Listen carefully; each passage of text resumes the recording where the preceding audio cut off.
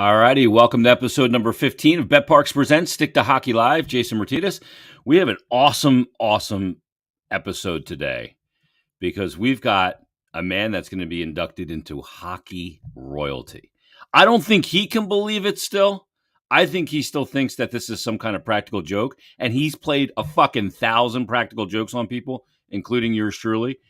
But it's not a joke. It's real. Al Morganti will be our guest in just a moment. Let me tell you about Bet Parks first, though, because Bet Parks is a great opportunity for you to get in on all the action, whether it's hockey, whether it's hoops, college or pro, football, college or pro, Formula One, whatever you want to bet on. Use the Bet Parks app. Download it. Navigate it. It's easy. Faster to win than ever before. Easy deposit, fast payouts, you name it. It's all there. New and existing users can use the promo code JASON750. That'll get your risk-free bet up to $750. Terms and conditions do apply. So make sure you download that BetParks app. Do it today. You need to be over 21, present in Pennsylvania or New Jersey. Gambling problem, call 1-800-GAMBLER. Also, the people from Conquerville Subaru, great work that they do in the community. Matter of fact, I got a DM from a guy the other day telling me, hey, I love the podcast, blah, blah, blah. But I'll tell you what, it was Jared, my buddy Jared on Twitter. He DMs me quite a bit. He says, this is near and dear to me, but Conquerville really is awesome. They do so much good in the community. And I know firsthand because my wife is their contact at Namor's. She works in the fundraising department, and Conquerville is her client, and they are fantastic. And I totally agree. That's why they were the Subaru Nation Love Promise Dealer of the Year winner back in 2015, the inaugural, by the way. 8 years supporting. I was calling it Nemours. It's Namor's. Children's Hospital of Delaware. Adopted 15 classrooms at the Marcus Hook Elementary School again this year, giving teachers $500 at classroom supplies each that they pick, plus the donation of thousands of coats in La Humanidad, Hispania, and Kent Square. They've done that for 10 years. That continues to this day. It's a great dealership, a great, beautiful showroom. Check out their certified pre-owned inventory on Route 202 in Glen Mills, a list of incoming Subaru vehicles. And it's more than a dealership. Great service department, free car wash with every visit. So visit ConquervilleSubaru.com online and check out the showroom on Route 202 in Glen Mills. And remember, Conquerville cares. You will not regret it. Let's bring him on right now. He is the Elmer Ferguson Memorial Award winner for the Hockey Hall of Fame coming up on Monday. You've seen him on the radio. Well, you haven't seen him on the radio. You've heard him on the radio. You've seen him on NBC Sports Philadelphia and the Imaginations over the years, on ESPN back in the day. He is one of the really good guys in an industry full of some good guys. It is Al Morganti. Albert, how are you? I'm doing just great. Flyers doing good. I'm going up to TO. What could be better? Yeah, you're going up to Toronto, so you're heading up on Friday? Yeah, Friday morning flight to go up. I don't like that airport. I like the whole country, but I don't care for that airport. Yeah. So, I got a little bit of garbled sound with your microphone now all of a sudden. Right.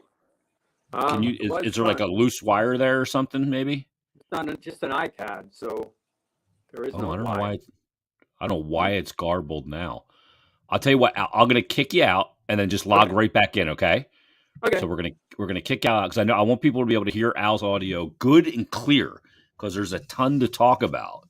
I had good audio right before we went live, but of course, as soon as we go live, the audio goes to shit because that's technology and that's like the perils of live programming. As I have a sip of the blue raspberry flavored BioSteel. BioSteel should be a sponsor on this podcast. We got to get BioSteel as a sponsor. All right, we got him back now. Albert, let me hear you. Is that any better? That is much better. Good. All right.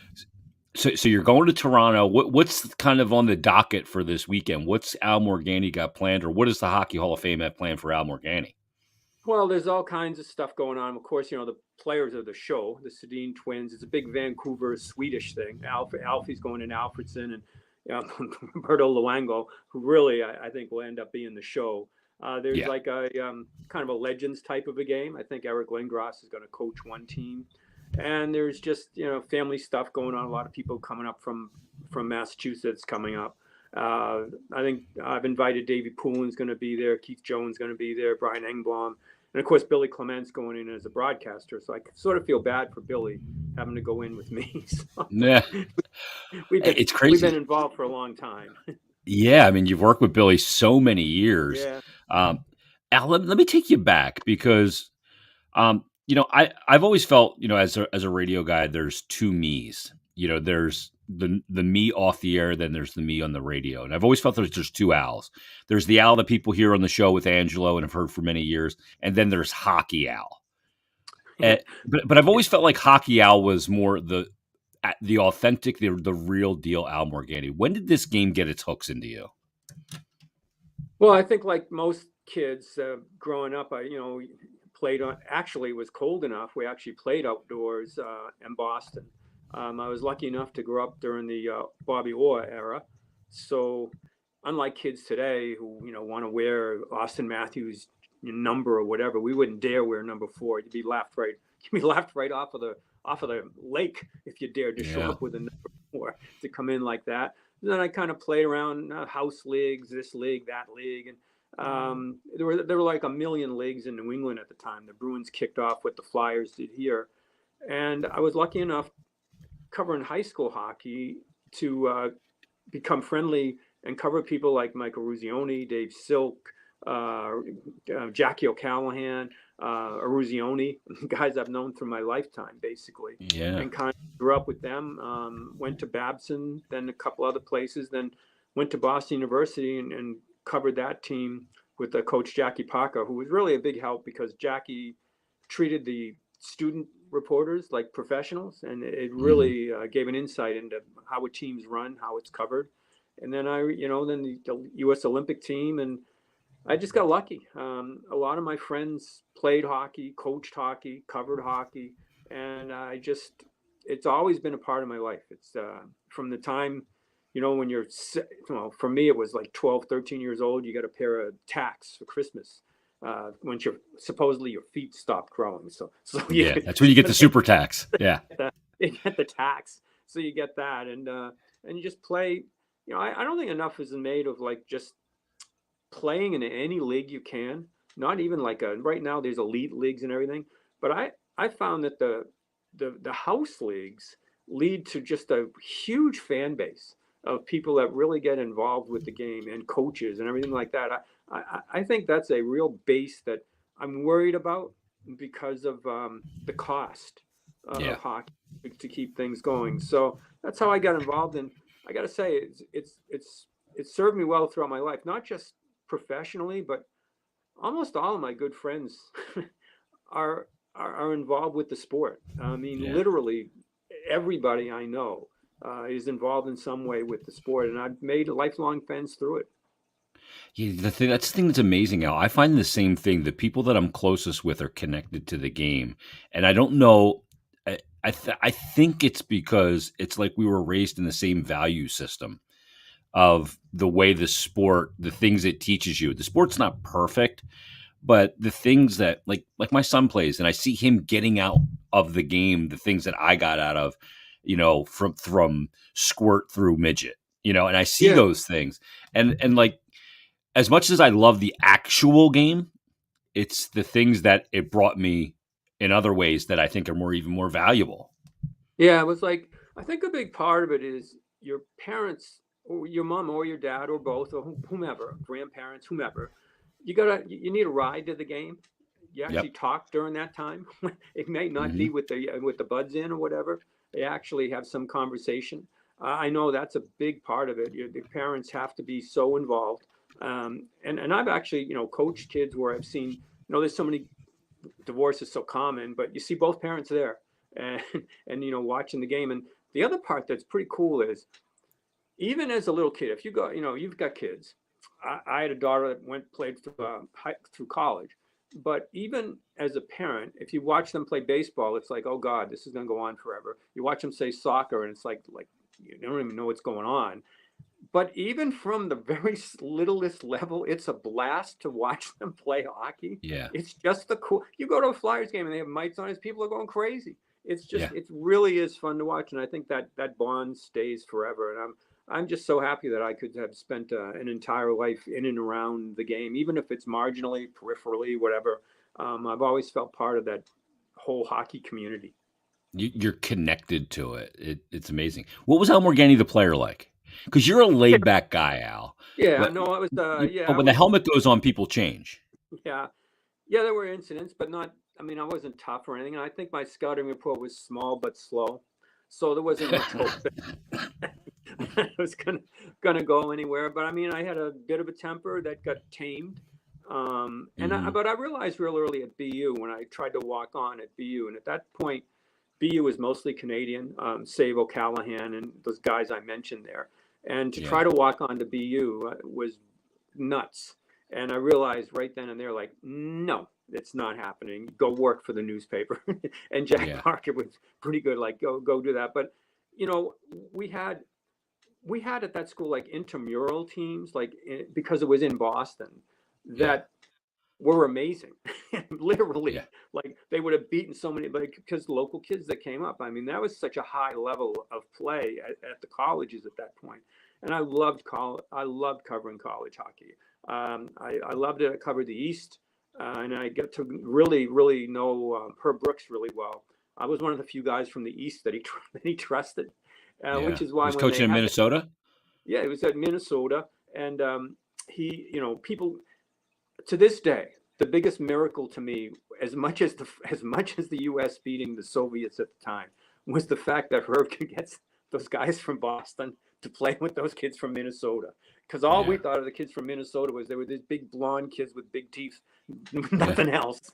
And he got them all to play, and it was amazing to see that happen. And then he became a really good friend through a long period of time. Wow, that's a great story. You're right, though. Like the difference between it's like East Coast versus West Coast in the rap world. You know what I mean? The kids would say, "Well, you got your breezers on." I'm like, "What the hell are breezers? Never heard hockey pants called breezers. What are you talking about?" Yeah.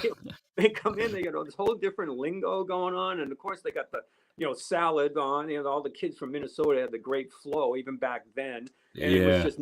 The kids from where I'm from are like little runts running about, taking their skates out. So it was a good mix. Oh, that's awesome.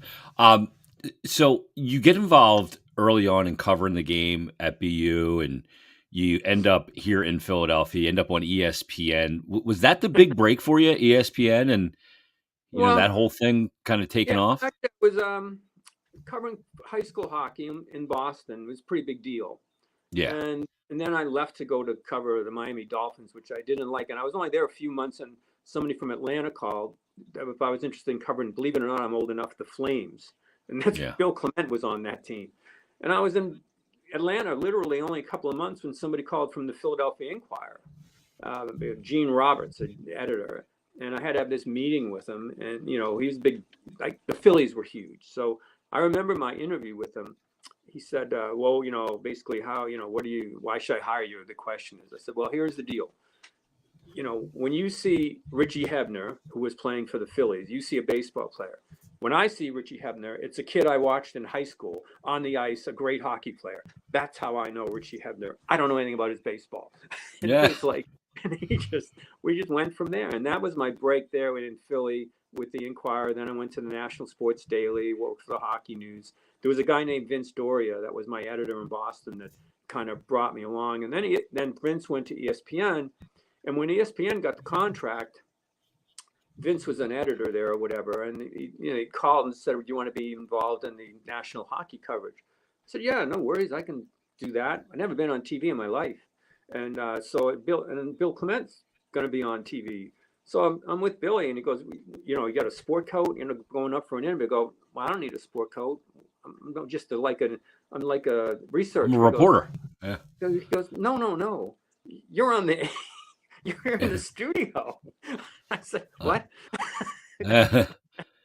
Oh, so, and at that point, it was like, I'd never been on television except on TV with my dog in Philly. Yeah. With great sports debate. And I had I had a wicked mullet. I mean, it was a beauty. Well, I was a beauty, yeah. So I remember, and when you first do TV, I don't like people touching me, and they had this makeup person, and the woman, a really nice woman, she goes, we got to get your hair so it doesn't flip up. And I said, I'll do it. She goes, you know how to do it? I said, yeah, give me a brush. So she gives me this round brush. I've never seen anything like it in my life. Go in the men's room, put it in there, won't come out. It got stuck in your hair. We're going in the air in 10 minutes, and I got this brush hanging on my shoulder. It just won't come out. I just yanked it out, pulled all the hair out with it. And from then on, I said, "Here, you do the makeup and this. I can't deal with this anymore." And I went Oh, on that's TV. It great. was pretty cool. Barry Melrose, Steve Levy, John Saunders. We had a cab. Jim Schoenfeld I worked with, Neil Smith. I've worked with so many people. It's been a blast. Yeah, that's great. There was a great crew up there that could Oh, launch that thing. It really yeah. was. Barry was a blast. It was a ton of fun to work with. John Saunders was, he played hockey at Western Michigan. So Yeah, he's a John good was, player. oh, he was a really good player, and Levy's a blast to work with all the time. And we always would have a saying: whatever we do when we go out, we don't want to be the news of the day. So, Yeah. so whatever happens, let's cool it so that we're not the news of the day. But we really had a good time. I think we did it was fun. It was a whole lot of fun working up there and working for the newspapers. I'm going in as a writer. Obviously, my value is I can string some words together on occasion. So Yeah. that kind of. Wow. That's great. Well, I'm going to put the picture up of you now. Let me just let's see if I can go like that. Oh, I got to take us out. Here you go. It cut it, but you can see the mullet there. Yeah, I got these. Remember the suspenders? Oh, Everybody had sure. the suspenders and the white shirt and the it was it was a wild time. It was you're covering the team with Tockett and Zezel and everybody.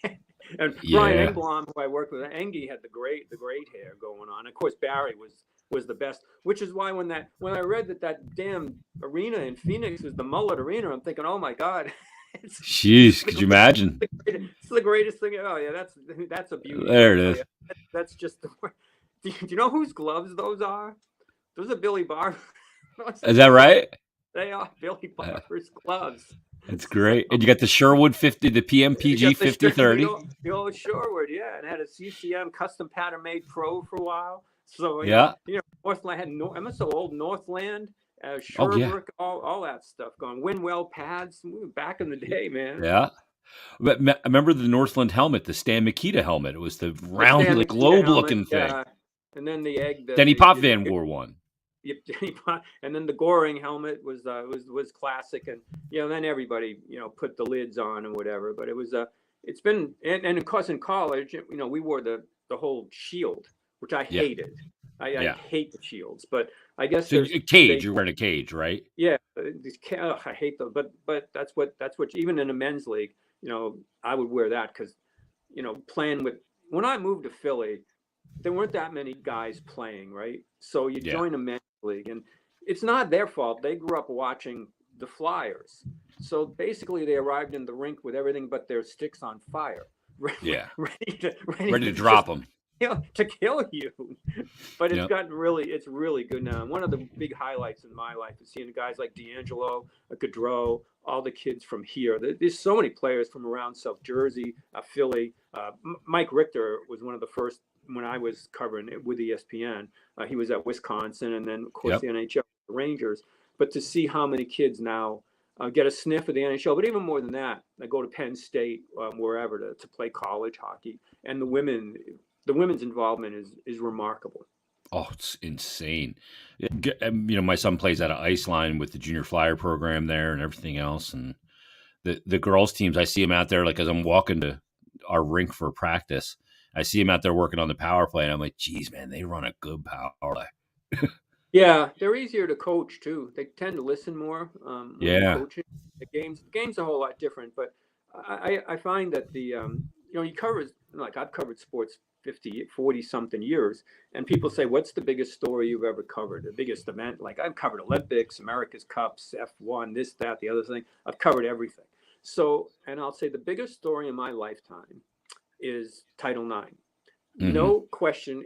I have a daughter. I have friends that, and I said, what I watched that Title IX do to empower women and make them have friends, and when they went off to high school or college, they had a support system of teammates. Yeah. I said, it is the most important sports story of my lifetime. It sounds silly, but it had more impact than any story I've ever seen. Yeah, and I think it helped grow the game because it presented an opportunity for girls growing up to know that they could be working towards, an education and financial aid as a result of it. I wish there weren't so many women taking my job, but they look better than me, and And you know what? They work harder. So what are you Yeah. going to do? They work Yeah. harder and they're brilliant. So, good on you. When's the last time you put skates on? Probably about, I was in a men's league. I guess you call it a beer league. Um, Never heard of it. well, I'll tell you this hilarious story. So we're in this beer league. We're playing a 2 out of 3 playoff series. I got up at 3 a.m. to go to work. So it's not easy when your game's at 10 o'clock face off. Yeah. And I'm playing with one of my line mates was a guy named Dave. He was from Toronto. I thought he was the greatest thing because he was Canadian. He would tell us can't let our jerseys touch the ground, the whole thing. So we play this 2 out of 3 series, but during the game we're getting the heck beat out of us. I mean, we're physically it's terrible. We're just getting killed. And he's on next to me on the bench. He goes, you may want, because the center was this big guy. He goes, you're going to have to play center. I can't anymore. I got hemorrhoids. I'm like, what? What are you telling me? How am I supposed to react to this on the bench? I just really wanted to get away from this big center. So, it's big goon. Yeah, we get hammered. We go into the next game. Before the game, he arrives with his shirt on a hanger and goes, boys, I have a really good job and a really good life. I don't need this anymore. I'm done. Yeah. And he's done. I got so banged up in that game that I just said, I can't do it anymore. I tore a quad, and it was like, all of a sudden I'm trying to push off and nothing's happening. It's like get a blown tire. I said, what's going on here? I said, you know what? 50-something years old here. I just don't. If the ponds would freeze, I would go out. Or as Kinderchuck lives around me, sometimes I'd see him go out on the pond or whatever. But twirl around a little bit, stick handle, and have some fun. Yeah, I could never really skate anyway. It's fun. But I do miss that. So that's. I do see people in their 70s and 80s though out there skating, and more power to them. I just I don't have the legs.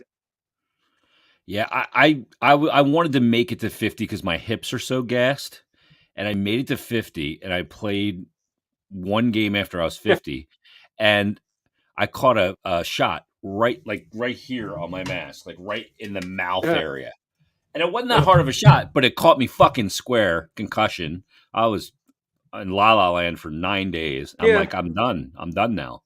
Yeah, you're done, but you just move on to another, coach, or you can do all that stuff. Yeah, I'm on the ice 2-3 days a week already because of coaching, so I'm not separated from it. Yeah, it's a blast doing that. I wanted to. One of my goals in life was that I had a professor when I was at Babson. I was basically flunking out of Babson, so I couldn't play because people will say they're getting Fs. I got Fs. I don't know what I was doing at that school. I'm not good at math. They'd give us these tests, and I just add the numbers up because I had no clue how to do anything else. So this guy, Jack Fowler, who ended up being the PR director for the NHL for a while, he got me into Boston University and hooked me up with the hockey program. And his goal in life was to be 70 years old and skate the canal in Ottawa. The canal. So I'm thinking when I turn 70, I want to put on skates and skate that canal for him. So that's my only bucket list, other than seeing fish at Red Rocks. That's my only bucket list item. Yeah, that's not a bad one. That's a good one, to skate the canal. That's like a rite of passage in the Ottawa area as well. Let's talk about this team that you've seen so far this year. Torts, he was a guy that I was really for. My number one choice was Trotz for obvious reasons, but Torts has come in, and sometimes you think coaching doesn't matter. And in some ways it doesn't matter, but in the cerebral sense, the mental sense, I think it does. And that's, I think, what he's really tapping into right now. Yeah, he was my number one choice, even though, you've got the Trotz's, obviously his pedigree or whatever. But I thought for this team, for this organization, for what they've been through, for this fan base, I was really hoping that he would be the guy, because he puts everything out there, all his emotions and everything. And I think he's a lesson in, a lot of people say you can't coach effort, but you can coach effort. It's not easy. It's a big effort to coach effort. And I think that's what he is. And he's completely honest about where they are. I feel bad for him because whatever easiness there might have been, if there's anything for him easy. But the fact that all of a sudden Atkinson and Couturier are both not there, I thought really, no matter how high a hill he thought this was, it was even higher. And Yeah. I watched them early this year, and I give them full credit. They play really hard. They make mistakes. Like they played against St. Louis, and it was the biggest breather they've had, right? 5-1. But a lot of that was due to, I don't know how this happened, but the Blues were god awful on giveaways and everything. But the Flyers, their ability to work like that is what impressed me. To win some battles, they make some awful mistakes. They don't have the snipers that you need to kind of get away with things, so they have to play really hard.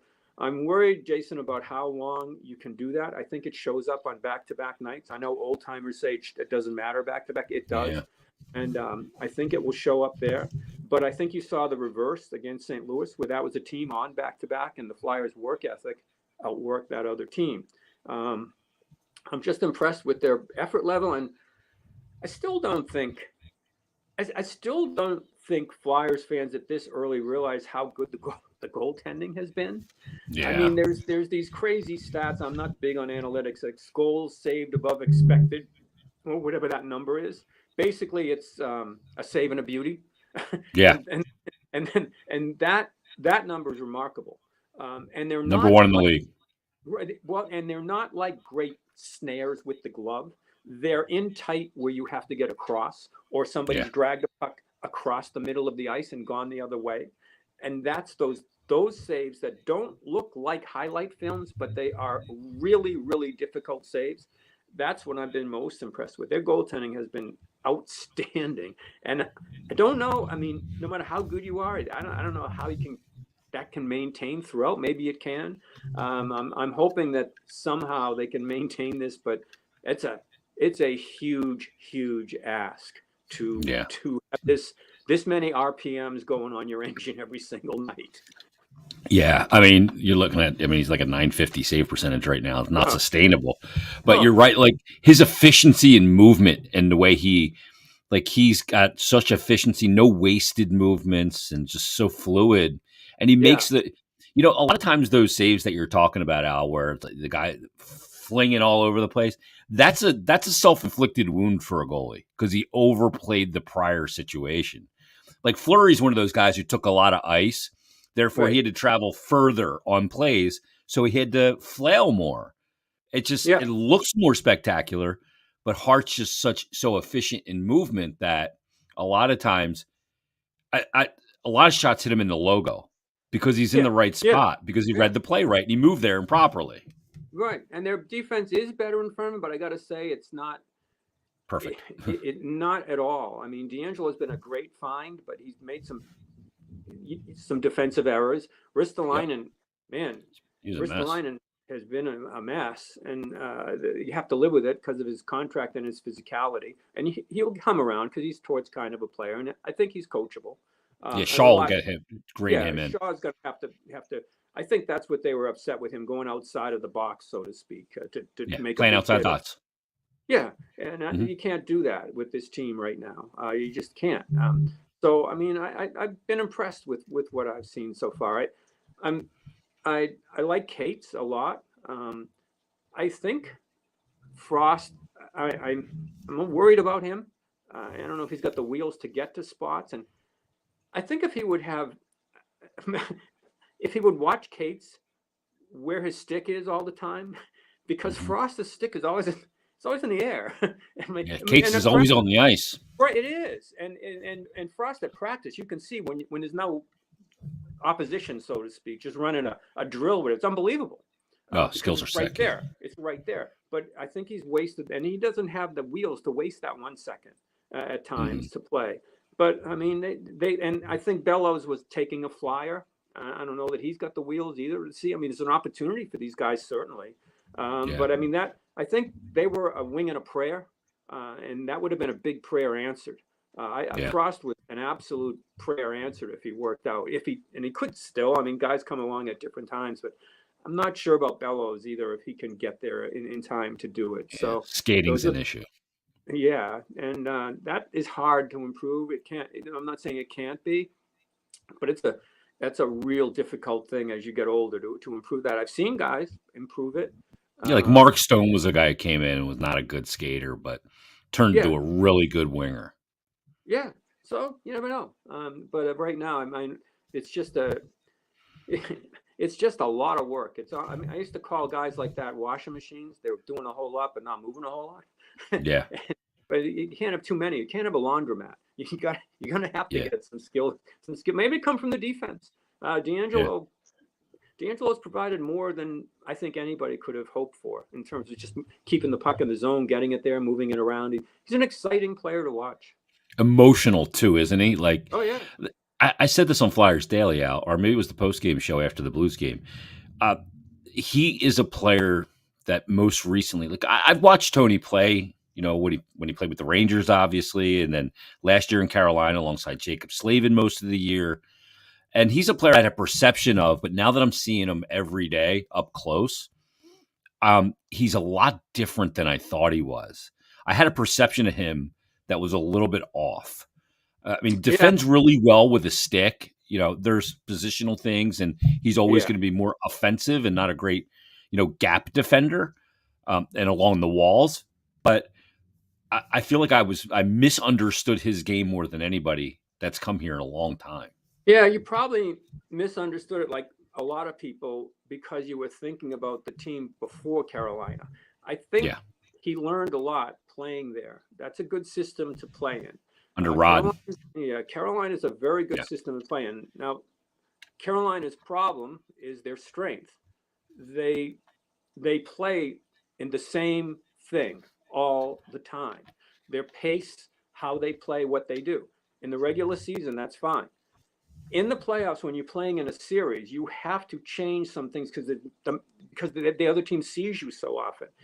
And yeah, I don't see that Carolina can ever change anything, which is it's really good, but there's no change up. So I yeah. think when they get in the series, sometimes it works to their disadvantage that they're so To mechanized. predictability. Yeah, but it's very good. Most nights, it's going to win you a game. Yeah, but you're right. When you get But into the playoffs, they you every inch of the ice then gets yes, coached. it It's does, different. and yeah, and you're reacting to what you saw the last game at 4, 5 games, 4, 5, 6, 7, whatever. You were reacting, so you do get some tells at that point, and I don't know that they they ever change it up because God bless them, they got them a long way. Well, get the goaltending, maybe get them over the hump. Well, that's like Tampa to me too, Al, because they had to learn that lesson too. They used to like to play a very plodding game, Tampa, and they give up a lot of chances, and they have a great goalie that can bail them out in Vasi. And that's what Torts did. He forced them to play at a higher pace, and it really Yeah, fucked with them, especially in the yeah, neutral zone. But once Tampa realized we got to be able to play different styles of game, then they won the two cups and went yeah, to another. yeah. So we'll see what happens. The Flyers, I don't think they're there yet, but we'll see what happens when some of these kids come up. And I like the kid. I've watched some Boston College. I like that Cutter Gautier. What is that? It Cutter. I love his first name. He's been terrific up at Boston College. I wish they would play him at center a little bit more, but I like him as a draft pick. Yeah. Um, I just lost my signal for a second there, but I'm back. Al, let me ask you about.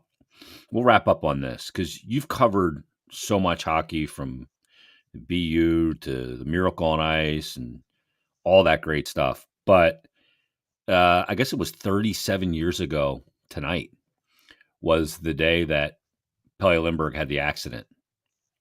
And I remember I still have newspaper clippings in this house that I live in right now somewhere of your stories when that whole thing went down and how close you were with his wife. Uh, what do you remember about that time? Uh, it was horrible. It was like I still I feel like can't. it's horrible in my mind's eye. It was. People tell you you're not supposed to get that close to players when you cover them. I did.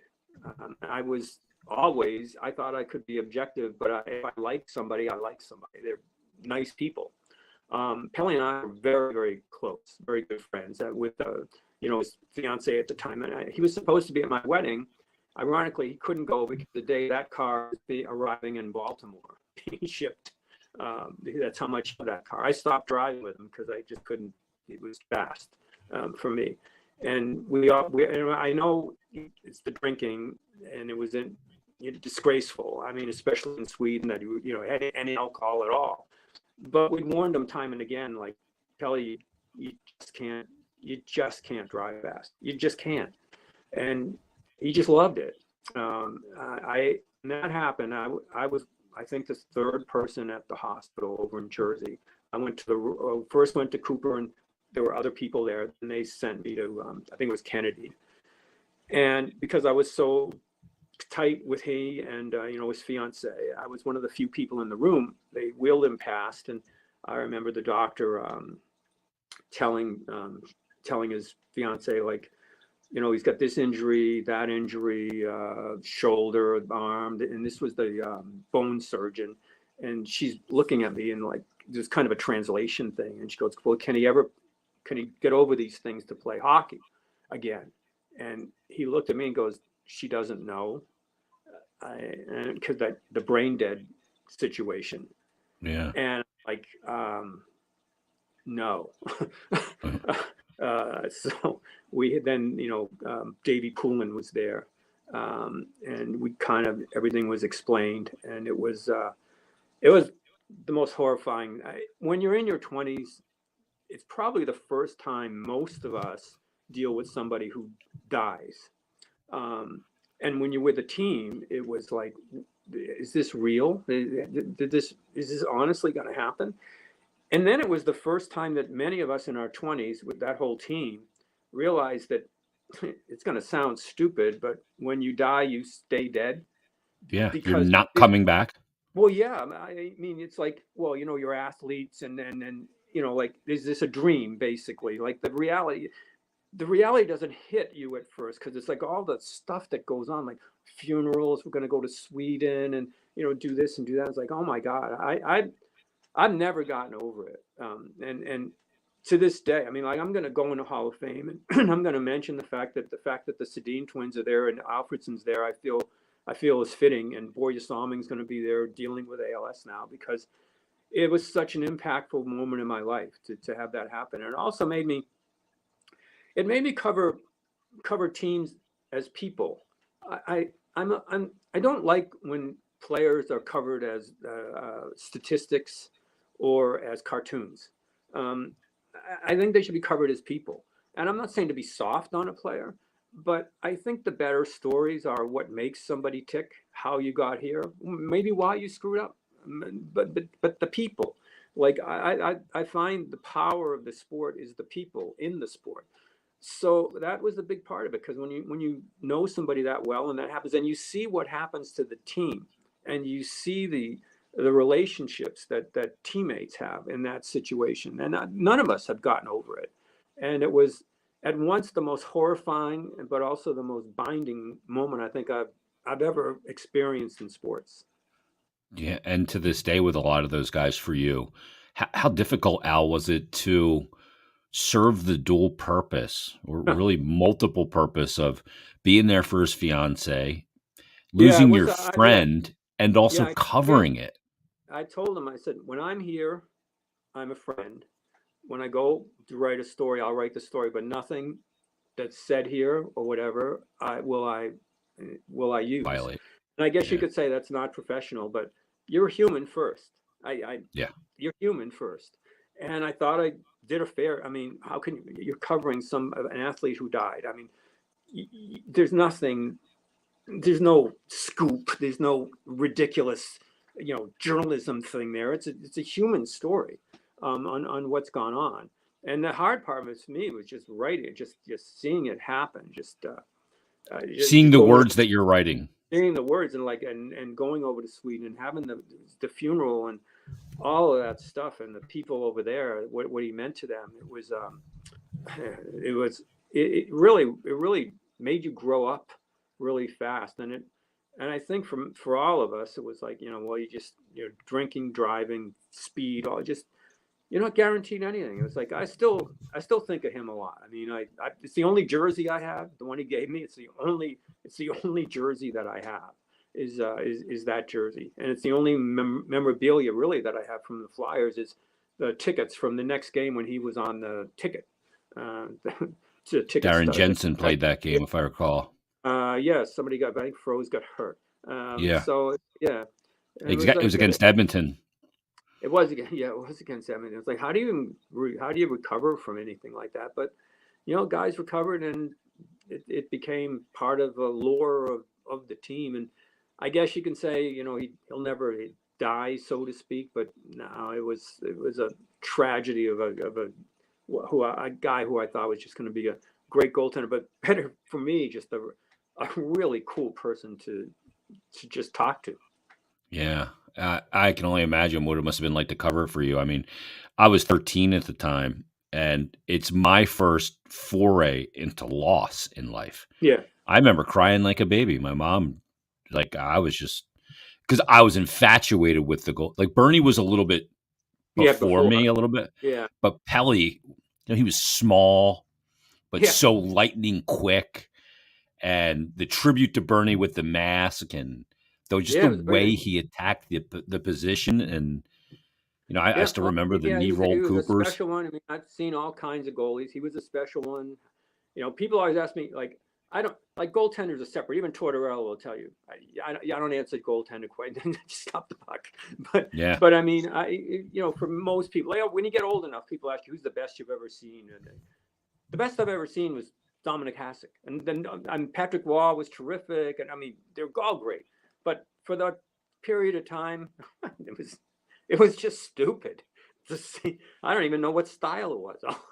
All I knew was he looked like a golden retriever on the ice, and he's saving pucks with his tail. It was just nuts. He was a guy that goalies could never identify with because he didn't make sense. There was no rhyme or reason. It was just whatever he had to do to make the save. No, yeah. When I remember when they lost that Stanley Cup, I was with ESPN, and the goal shouldn't have counted. And but Brett Hull's goal, and I was given the assignment of the loser locker room. So I'm supposed to go in the loser locker room, and Hasek's at the door going, "Nobody's coming in this locker room. This game's not over. That goal doesn't count." Yeah, he wasn't wrong. Oh, no. Yeah, he was unbelievable. And we'd watch him and go, why decide to barrel roll there? But it worked. You're like, shit, I would have never thought of that. No. And it's like, it's why this sport is so difficult to cover, and why I don't believe in a lot of the numbers, because goaltenders just change everything. On that team, look at it. I mean, was the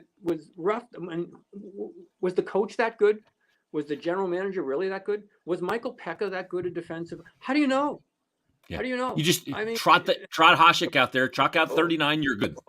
Yeah, really. How do you know? I mean, is this really a Selke Trophy winner? I mean, there's all these saves he's making. This is GM. He could plug anybody in there. It was just absolutely crazy watching that. Yeah, no, you're right. That Pelly stuff is fantastic. It still hits me in the belly to this day. Oh man, we miss him. Al, you're going in come Monday. Enjoy the moment, man. You've earned it. I know that you joke around about did they get the wrong guy and the whole thing, but man, your dedication to the game, bringing it to people, and in a very cool conversational way for many years on the radio and TV and everything. Congrats to going in, man. You really deserve it. I'm happy as I've worked with a lot of people in radio, and of varying likeness, but you're one of the guys that I always got along with really well and identified with, and the work that you've done in this city for the game. And I'm really happy that you're going in on Monday. Enjoy that moment with your family, and you deserve to be there. All right. Thanks a lot, and keep it up there. Keep spreading the word about hockey. It's the number one game. Right. And when your radio career is over, we'll get you on doing a weekly podcast. Worries. That's coming up. All right. Thanks. Thanks, Al. See ya. There he is, Al Morganti. Fantastic stuff. I'm so happy that he's going into the Hall of Fame. He's so deserving. Let me tell you about Bet Parks. Great casino sportsbook app. Time to get on it. Bet on hockey action. Bet on all the different sports, college and pro hoops, college and pro football, you name it. It's all there for you right in front of you. And take it from me. It's everything you want in a mobile casino and sports book. And it's right in the palm of your hand. So download the BetParks app today. You do need to be over 21 and present in Pennsylvania or New Jersey. Gambling problem, call 1-800-GAMBLER. I'm starting to run out of gas with my voice here. The cold is going away, but it's not fully away yet. Also, visit Conquerville Subaru on Route 202 in Glen Mills. Fantastic dealership, great people, great work in the community, whether it's Nemours Children's Hospital, La Humanidad España, Marcus Hook Elementary School. I mean, the stuff that they have done and continue to do is awesome. So you can check out the beautiful showroom on Route 202 in Glen Mills. Check out a list of incoming Subaru vehicles, certified pre-owned inventory. It's all there for you. Great service department where you get a free car wash with every visit. Visit ConquervilleSubaru.com and check out everything they have to offer. And, of course, check out the beautiful showroom on Route 202 in Glen Mills. And remember, Concordville cares. All right, Friday, we're back with another brand new episode. We'll recap Flyers Blue Jackets. Thanks to Al Morganti, the pending Hockey Hall of Famer, for joining us on this episode. Hope you enjoyed it as well. Leave us a 5-star rating and review. That'll help other hockey fans and Flyers fans find this podcast as well. So, everybody, have a great Wednesday. We'll talk to you Friday on episode 16 of BetParks Presents Stick to Hockey Live. Have a great day, everybody.